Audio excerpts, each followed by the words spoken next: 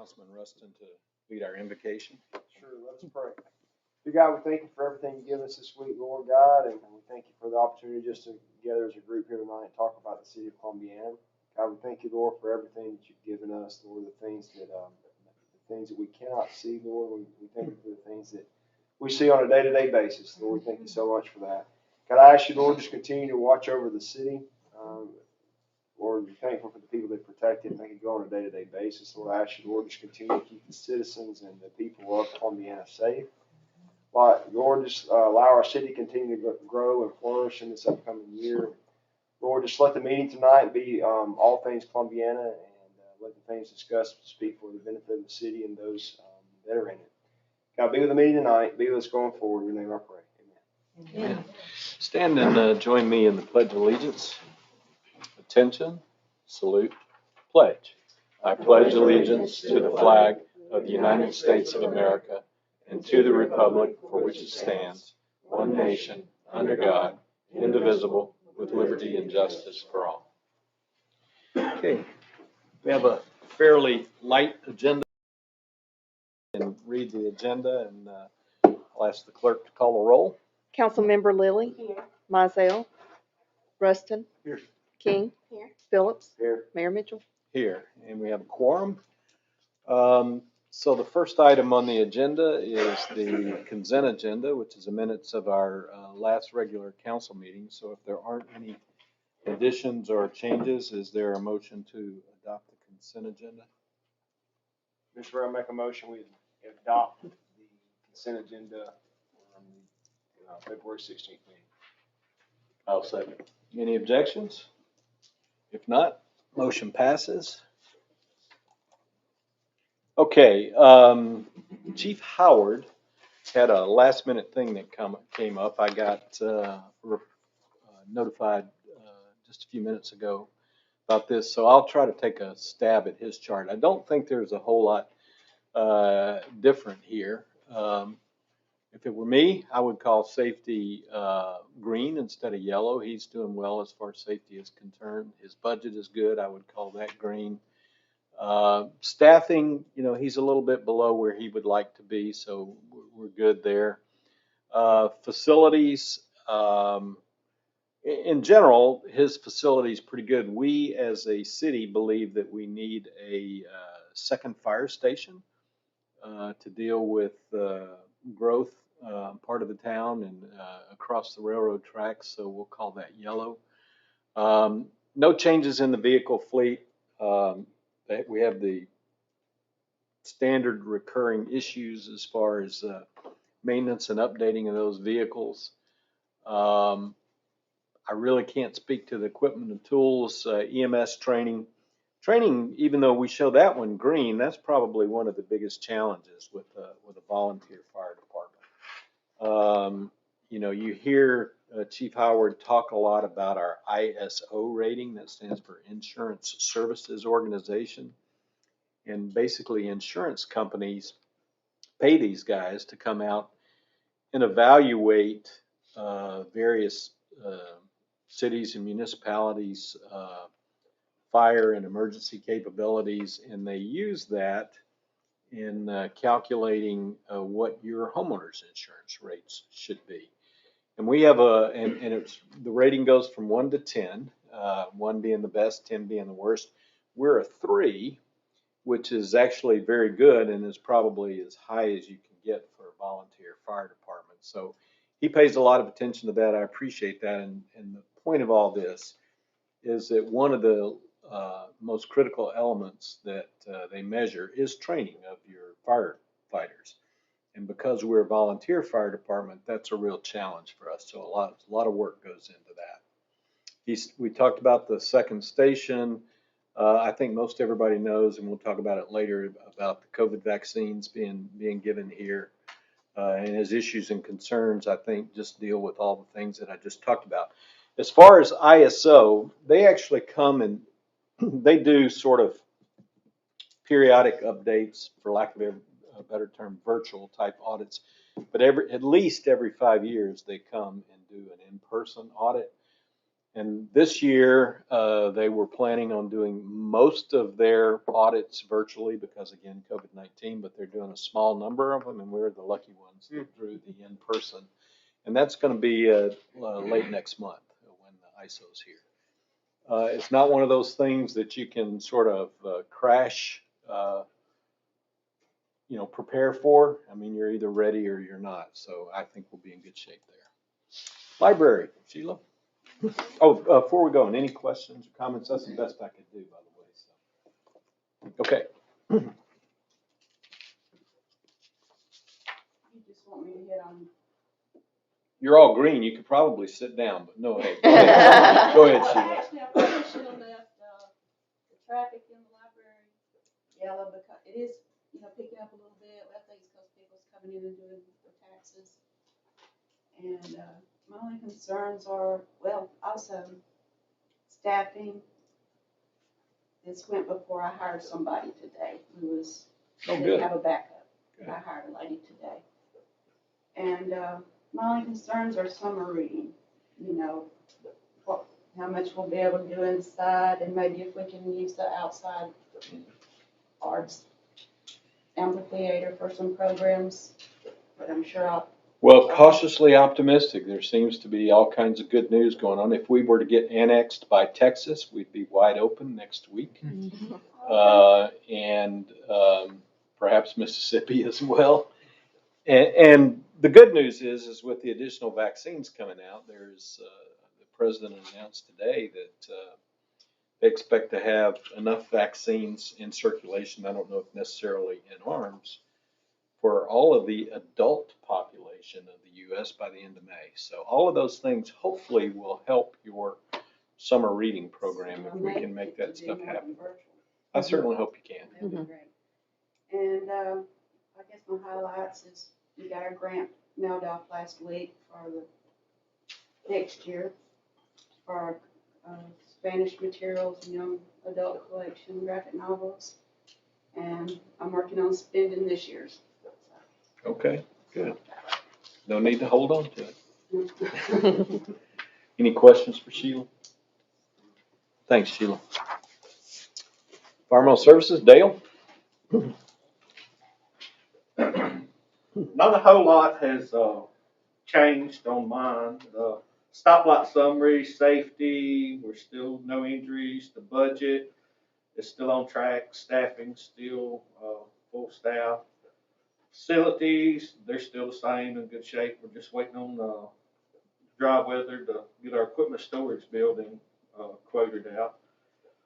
Sewer lines, we're still working on upgrading the collection system. We're waiting on some permitting from AlDOT for the road bore on Highway 25. The equipment, we still haven't got the equipment repaired at the treatment plant. They're coming from up north, so they've been dealing with a lot of ice and snow and breakdowns, so they've still got us on schedule. Training, we're still doing continuing education hours. We're doing some of that online, so since we couldn't have any classes here lately, we're close by. Issues and concerns, we really don't have any issues and concerns. Nothing's changed on that. Then the highlights and opportunities, Chris and myself will be attending the ARWA Technical Training Conference in Mobile, March the 14th through the 17th. Since Chris got certified, he actually gets to go get his continuing education hours when I go now. So. Okay, good. Now help those of us who are less informed. What does ARWA stand for? I can probably guess the A, the first A. Alabama Rural Water Association. Okay, very good. Any other questions or How many comments? continued ed hours you have to get a year? Sir. Continued ed hours a year, how many is that? We get 24 over a 3-year period.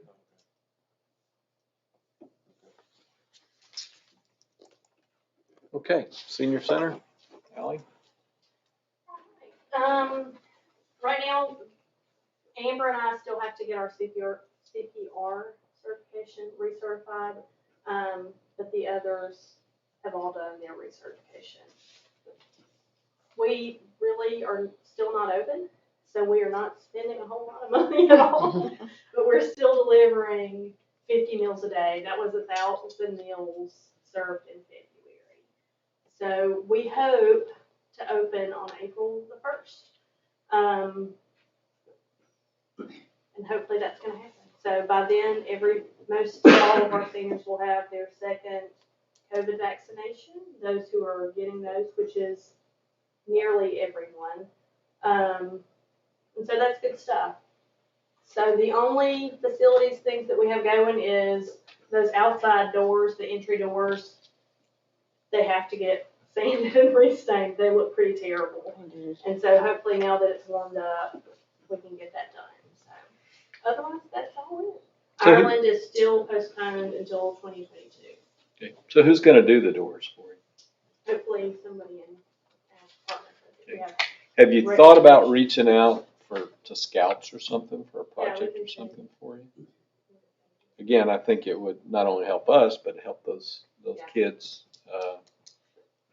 get some kind of merit badge, whatever. Yeah, I can do that. Okay. When you do open up, are there plans to do anything different? Yeah, I mean, we would definitely limit how many people we could have in the building, and require people to wear their masks and that kind of. Maybe you have to be certified for CPR. Mine is up in March, so. Who does the certification? The, EMS does them, Okay. and I just missed the class, and Amber's been on maternity leave, so. That's a pretty good reason. Yeah, that's a good reason. She did come back today and work for a while, so that's good. Through the senior center, how is our elderly, numbers going for the vaccine? I would say almost everyone is getting vaccinated. You know, we called everybody on our membership roster and said, can we schedule you a vaccination? When we started scheduling things back in the beginning of February. Okay, so that's through the senior center. That's through the senior center. You have to be going A member, to the yeah. senior center to be notified. Right. Okay, what about the other seniors, like? Now, they're welcome to call and try to get, that's a whole nother. So ADPH is taken on Shelby County, and we were helping register people for COVID vaccinations at the Grand Hall. Then last Thursday, ADPH decided that they would now be the ones to schedule everyone for their vaccine, and that Shelby County would really no longer play a role in that. And maybe that's changing as Shelby County has some more conversations with the Department of Public Health. I hope so, because we have like 230 something people on a waiting list trying to get a vaccination. So I think and I don't want to say it officially, but from the conversation I had this afternoon, hopefully they're going to open those appointments up to the people on our waiting list, and that would be fantastic because we could get them vaccinated. But the people on that list are just people who called the senior center, and we took their information because we knew we were going to get another clinic date to vaccinate people. So, but our seniors, the members, I mean, I think I had 6 people say no, I don't want to get vaccinated from a list of 300 plus. So most everybody. So another question I have, so how are we getting out there to the other seniors, to the other They're elderly? getting to me. Okay. our and phones- that's fine. I mean, that's fine. But we I got think to, that people have called from okay. all over Alabama, but And that's fine. The word But we is gotta finally we got gotta out. work at it, trying to get the other people, trying to get Yeah. these seniors, they're trying to calling. get these elderly people out here. You know, I mean, get that's them all we there have to because do. they're not even getting while the other ones are getting the second one, the first one, the other ones are not getting the first one. Yeah, it's a big problem. It really is, because by the time I got ready to sign my 93-year-old mother up, and we was trying to get the word of mouth to let everybody know, hey, we're gonna be getting and everything was closed. Yeah, And so now she still hadn't had a chance. And I remember what you said that you was thanking people that had your mother on the list. But say, what about the other one? Well, she's on the list because she participates at the, Okay, so Senior that's center. my thing, you have to that's be how those people got But participating. those notified. are the people we contacted and put on the list. But But there are lots of people, those 200 plus are people who have just called and said, please put me on your waiting list.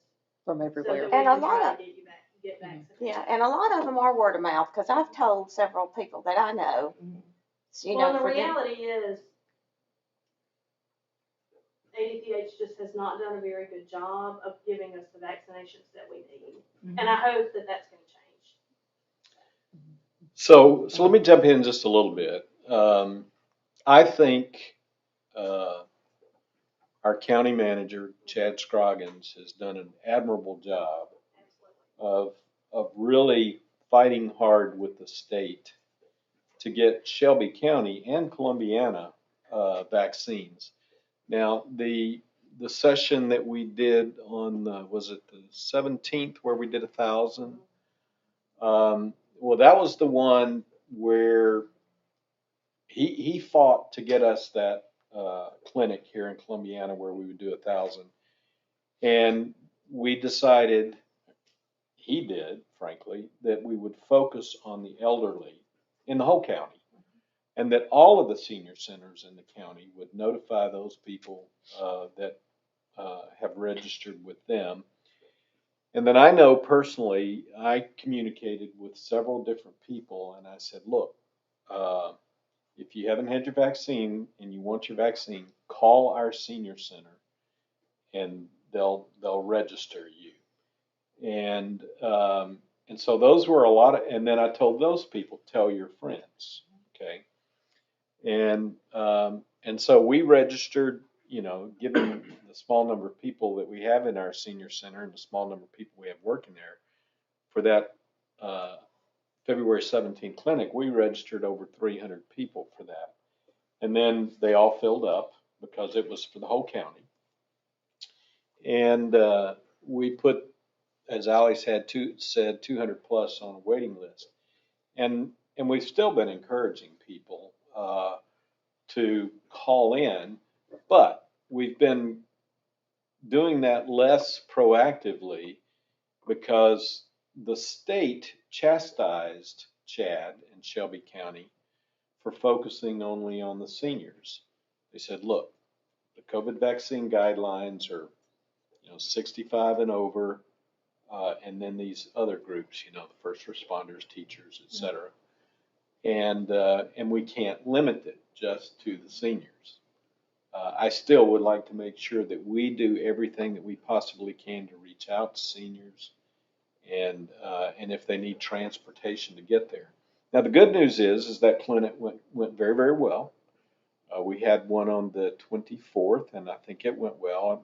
Probably not as well as the first one, and this one, as Ali said, the state took it over again, ADPH instead of the county. But the good news is we're going to have one every Thursday in Columbiana until March the 15th. So we have a good venue, and it's been working very smoothly here, and I think the state, the county, and everybody's happy with that. So please get the word out. Unfortunately, now to get an appointment, you can't go unless Chad is successful at opening it back up. You have to go through the ADPH website or call ADPH, and that's what seems to, from my understanding, what frustrates most of the people, because it's just so hard to get in there, and particularly seniors and someone like your mother who's in her 90s. They can't go on the computer and go on a website, most of them, and do that sort of stuff. And so that's why it was great to have the senior center help these folks do that. And I'm really proud of what they did, and I hope we have the opportunity to do that again. I'm sorry. By the way, you're doing a good job. In order for us to know, you just have to ask those questions. Can I say something about vaccines? I was in CVS yesterday, and one of the people in the pharmacy told me to start going on CVS website and try to get signed up, that they think they will have the vaccine on the 18th. So that's a possibility. You could just start checking on CVS and you might be able to get in. In Calera, Walmart has it now. So are we, yeah, she said Clear Walmart. Clear Walmart has it. It says 100 doses a day, but you just go on their website and register. This is a conversation Allie and I have had about the vaccine, and you just brought up a point where that they chastise Chad for not focusing on the 65 and over crowd. Well, they chastise for focusing on the Right. 65 and over and not the broader. Yeah, and so that's interesting because, you know, if you went on that website, you either had to do one or two things. You had to lie and say I'm over 65, or you wasn't getting past that second step. So I don't understand, that doesn't make any sense. Well, I didn't go to the website, so I don't Well, yeah. know. I did try to go to the website for Mother to sign her up when I first heard about it. And even after I put her birth date in, then they say there's none available. Yeah. That's what it gave me, but So I that's don't- been like a month or so ago. Yeah, so I don't know how they can. I When don't did think you do that, it works Diane? very well. Well, I was after, you know, 'cause we came to a council meeting, when all got, you know, the dates of, when it'll open up. So I just went out there out of curiosity, and there's a, there's a button you had to select, I'm over 65, and if you didn't select that button, you didn't get beyond that point. So, Well, and I know we won't belabor this much longer, but the thing that frustrates people is there was a gentleman at the last session that we had, as I understand it. He registered on the website and he got an appointment and he showed up for his appointment. Turns out he's 65 next month, or this month now, March, not in February the 24th, he was not 65 yet. And he had like 3 different comorbidities. They turned him away, even though he had an appointment. But in some places, I just heard talk to someone this week, someone registered multiple times. And I guess they picked the most convenient, appointment they got and told another family member, well, you go to that one. And the other family member went to that one and got the vaccination. Did they? Because it's my understanding that when they do that, in other words, if the appointment was made for somebody else and somebody says, well, I'm doing this for that other person, they may or may not let you do it.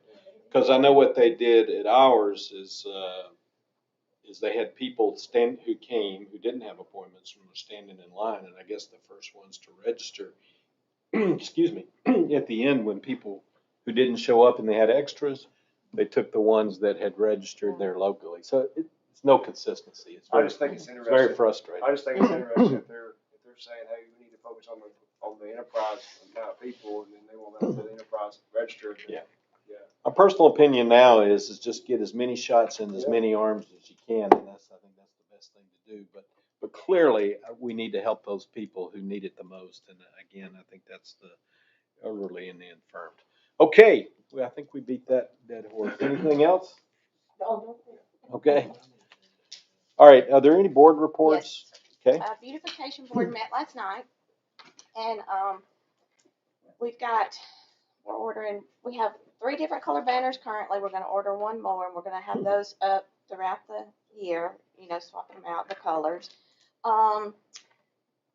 We also talked about, the lady from Keep Alabama Beautiful has contacted me, and we can get free cleaning or trash bags and that kind of thing just to pick up and keep Columbiana clean. And some of the members had also mentioned they had noticed how, you know, it's just trashy when we come into town. There's trash on the roads and stuff like that. So we're going to try to schedule more than just our normal 1 cleanup day a year before Liberty Day, and try to at least do 2, possibly 4, and then, you know, encourage the church groups, the high school and middle school groups that won't participate, and Boy Scouts. So if anybody's interested, please let us know, because we want to try to set up those dates so we can be proud of our city. Our city needs to be clean and beautiful like it is. And other than that, we're going to start our businesses and yards of the month back next month. So be watching for that. And also, if you have any, you know, if you see houses or you think somebody's yard is really pretty, please contact me and let me know, because we'd like to give everybody a chance to win yard of the month, because people take pride in their yards and we want to be able to acknowledge that. Other than that, that's it. Okay. On another note, Councilwoman King has a new granddaughter. I do. So you want to tell everybody about that? Oh, yes, she's beautiful. She was born Sunday morning and after a long labor, but she's beautiful. She came out of NICU today, so we are blessed and very thankful God has gave us this gift. So congratulations. Thank you. Charlene, can you let the minutes show that I've never won Yard of the Month? And Ricky And he, no, says- we've heard that for the last, Never will. that Since is we're a kicking running that joke, up, because we have heard that for the last 4 years. But it's probably never been in the official minutes. It's a perfect before. opportunity. There you go. So, he Okay. disowned. Any But more somebody board? else would have to nominate me. I'll nominate Councilmember Are Rustin. there any more boards? Planning and zoning, Okay. we are having our meeting March the 11th at 6 p.m. located here at City Hall. I have a meeting set up with John Wiley and High Point this Thursday at 9 a.m. here at City Hall with their engineers. They're getting ready to submit their plans for the first 205 homes out on Highway 7. So they're going to go the back first. Mhm. Okay. And they'll be submitting their plans after your meeting? No, they won't submit them that day. We're just gonna have a meeting with the engineer in case we have anything we need to work out in detail. He said they'll be submitting them shortly after that. Okay. So if you had a guess, I'd say the middle of March. they would actually have their approvals Mm-hmm. and their permits and everything? Not their permits. They have the plans to send to the planning commission, then the planning commission will have to approve those. So they actually will not get approved if they submit them to me in March. They will not get submitted till April. Won't get approved till April. Okay. So where I was kind of going was when do you, based on that, when would they be able to break ground? As soon as we approve it at planning and zoning, they will be able to break ground. So April, May timeframe, April. they'll be breaking ground. That's good news. We still have a few houses getting built here and there in Columbiana. I've got two I'm working on the Mooney Road. 125 and 129 Stadger. It's been a vacant lot for a while. But other than that, I mean, it's just been real busy on the planning and zoning side. Well, I guess that's good news. Any other board or committee reports? Springs Crossing still blowing and going out there, Bill? Oh, my goodness. You need to ride out there if you haven't. It's unbelievable. It's good. The mayor got to sign his first Mylar the other day for Springs Crossing. And I was asking, why am I signing that? Yeah. Okay. Any other reports? Okay. Any old business that anybody on the council needs to bring up? Any new business? Okay. Just kind of bring you up on the debt refunding. That's moving along. The last administrative thing that we have to get done before submitting everything, all the documentation for the Amendment 772 validation is the Columbiana Cultural Cooperative District has to pass a resolution to approve the debt refunding. And they are meeting tomorrow to do that. They've discussed it. They just haven't formally done it yet because there were people who were out of town and not available. Public Works Facility and Fire Station, I've had a conversation with the head of our Public Works Department, and we are starting to work on preparing a statement of work so that we can submit, put out requests for bid on the various alternatives that we have. We may end up having to reduce our alternatives from the 3 that we already have down to 2. As far as new business in Columbiana, there is a new business that is going to be visiting me here in the next week or so, and they are going to be doing some setting up shop, bringing in 25 jobs in what used to be the old Vulcan Materials building. And I've talked a lot about, that we were ideally situated in central Alabama, where we're pretty much centrally located for all the automobile factories that are in our state. And these guys are a automobile logistics company. Their primary thing that they do is they actually build shipping containers to ship cars in overseas. We have 58 Inc. is coming to town later this month and bringing in some people, some potential developers to take a look at the golf course property for development. So we'll see where all that goes. Hopefully good things. I met on the 17th of February with the Wizard of Oz. That's why I put the little thing up there. There's a guy named Alex Flaxbart. He's the state of Alabama's wizard, I guess, for opportunity zones. And it was a very, very informative meeting. And trying to figure out how we can leverage that opportunity zone. The opportunity zone in Shelby County, a lot of folks think of it as that it's Columbiana, but it is not. 60% of that opportunity zone is in unincorporated Shelby County, and less than half of Columbiana is actually in the opportunity zone. Another thing that we talked about is the potential to expand it. That's a difficult thing to do. But our industrial park is not in the opportunity zone. It would be helpful if it was. Representative Gary Palmer met with all of the mayors in his district on the 18th of February. Get right down to it. It was a relatively uneventful and uninspiring meeting, but he just kind of talked about what's been going on in Washington and the legislation that's happening, and it wasn't a lot of news there. There was the mayors of the municipalities in Shelby County presented a State of Our Communities presentation virtually on the 24th. I put the link there, so if you go on the website to get this, if you wanted to see that, I think it might be interesting to see, for those of you who keep up with what's going on in Columbiana, it might be interesting to see the presentations of the other municipalities in the county and see what's going on there. In general, things are going well in Shelby County. Things are going well, at least financially, right now for Columbiana, as far as our budget is concerned.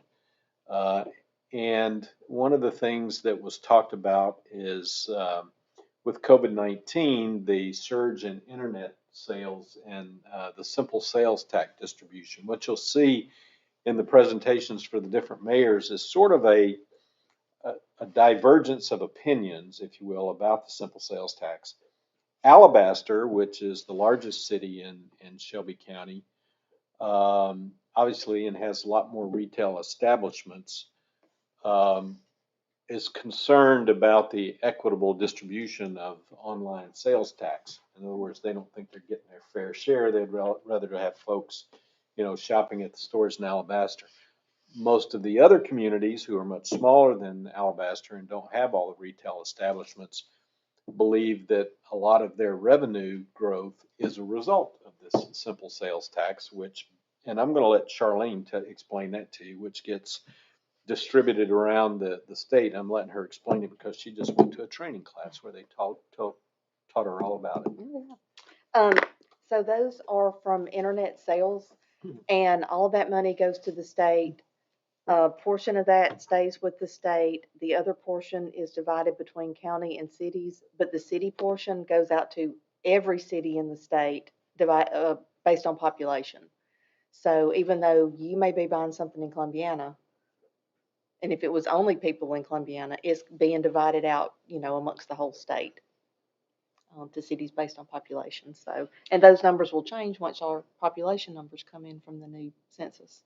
So while you're talking, talk about the training that you and Casey went to the 24th to the 26th and explain to everybody what AAMCA or whatever all that means. That is the Alabama Association for Municipal Clerks and Administrators. And to be a clerk, you're supposed to be a certified clerk. So we go through this training. We talk about minutes, agendas, resolutions, ordinances, zoning. We talked a lot about zoning. Last December, it was all about elections. There's a lot of things that, we made notes about that we were going to come back and talk, and I haven't had a chance to get with the mayor yet and talk about some of the things that we've talked about. And we always have sessions about, things that are going on in the legislature right now and things that, like bills that they're passing and some things that may be coming up that we need to kind of work on before it hits the House and the Senate. So it was very, very good training. We already talked about COVID vaccines and the fact that we're going to have them at the Old Mill Square every Thursday through the 15th of April. You're gonna have the actual vaccines every Thursday? Oh, okay, that's great then. And then the rodeo. I didn't go to the rodeo. Did anybody go to the rodeo or hear anything about how well the rodeo went? Obviously, it was a cowboy day, but the Shelby County Cattlemen's Association sponsors the rodeo and Cowboy Day, and I thought Cowboy Day went well. Hopefully, everybody else felt the same way. I just had not heard about the rodeo, and probably need to go that next time. Okay, that's all I've got. Any questions? Okay, Allie, I hope I didn't steal too much of your thunder here. All right, so this week on Thursday, we'll have a COVID vaccination clinic at Old Mill Square, and there will be 2 food trucks there, Taco Magic and beignets and lattes. So they'll be there from about 10 to about 3 every Thursday from now until April 15th. We'll have food trucks because those are all COVID vaccination days.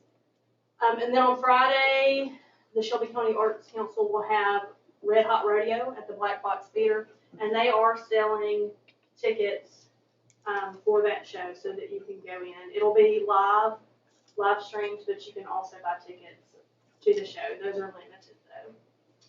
Then next Monday is the Park and Rec Board meeting.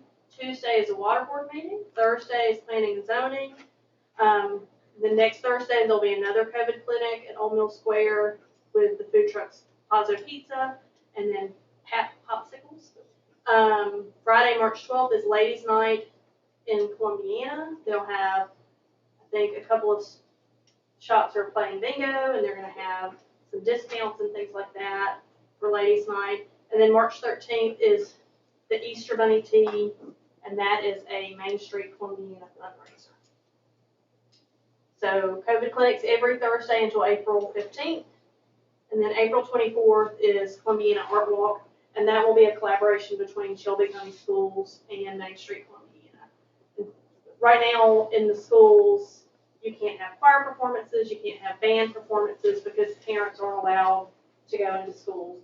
And so the plan for that day is to let these choirs and these bands perform outside on Main Street and showcase artwork, student artwork in shops to kind of bring parents in to let them, enjoy their kids' performances. Should be a fun day. I think that's it. Okay, any questions or comments? Okay. Well, if there's no other business, then I'll entertain a motion to adjourn.